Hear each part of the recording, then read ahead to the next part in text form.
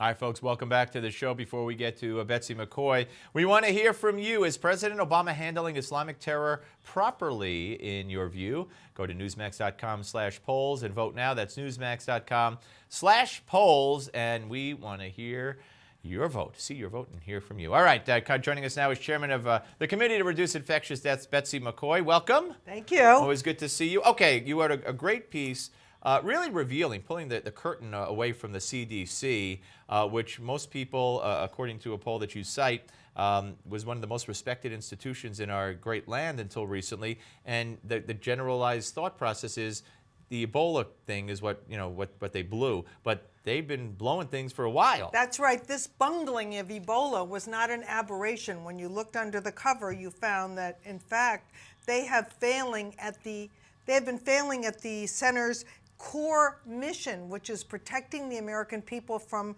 contagious disease and other types of disease threats. So let's take a look at that. Yeah. First of all, after 9/11, Congress passed a law requiring the CDC to establish a national stockpile of medical supplies in the event we had a bioterrorism attack or even a natural disaster. Right, hasn't happened. Well, when we had a swine flu problem in 2009, they used up the supplies and never replenished the stockpile. They started this October ordering things like waterproof gowns and boots, things that they should have had on hand. Not only that, but every single year they have slashed their funding for preparedness, training local and state authorities on how to meet that kind of challenge. And they've slashed the funding for the stockpile. And what have they done? They've moved the money over to fund things like better access to farmers markets.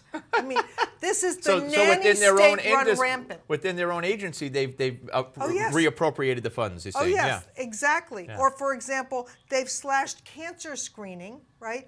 And instead they want to use that money for research on gun violence. Well, Congress said, forget that. That's not your mission.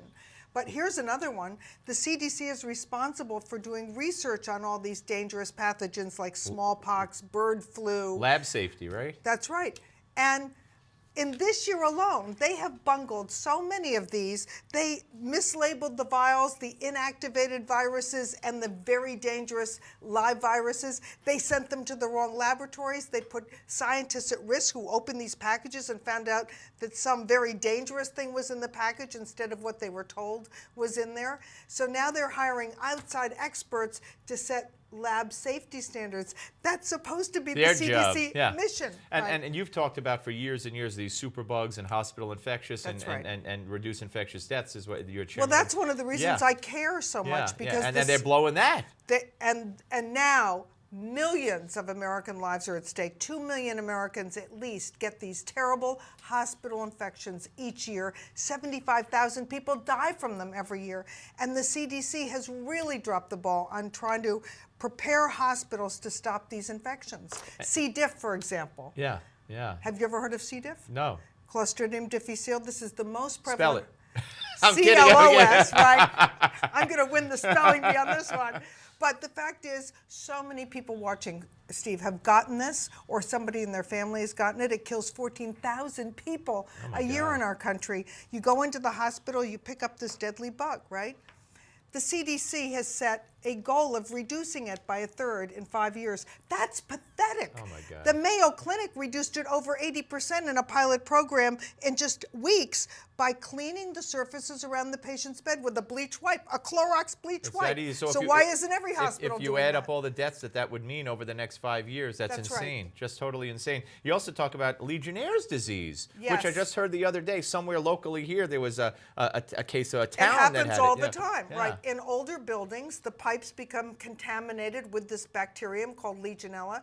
In Europe, buildings routinely test for it because it's not hard to eradicate. There are many methods, the copper ionization method, the hot water flushing method. The fact is you've got to know you have it. But the CDC has taken the brainy position that nobody should do anything about it until there's a tragedy in their building. So we saw vets die at the Pittsburgh VA because of Legionella. It's a kind of pneumonia you get from this bacteria.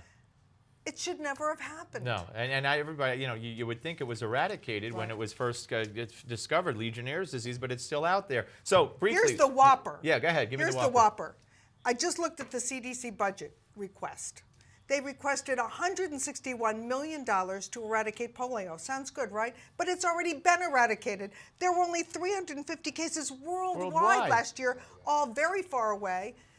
That's twice what they're spending trying to protect us from superbugs in the hospitals, because you know what? They're not doing their job. So Congress has to look into this, right? Oh, yeah. All right. Great job. I don't know how you found all this out, but great job. Betsy McCaughey, ladies. And you'll rejoin us on the panel a little later in the hour. And Betsy McCaughey is with us. Okay, folks, so when we come back, the owner of a gun shop, it's called the Hawkins Guns LLC, he's a victim, he says, of Operation Choke Point, where the Department of Justice seizes the bank account of that business. Don't go away.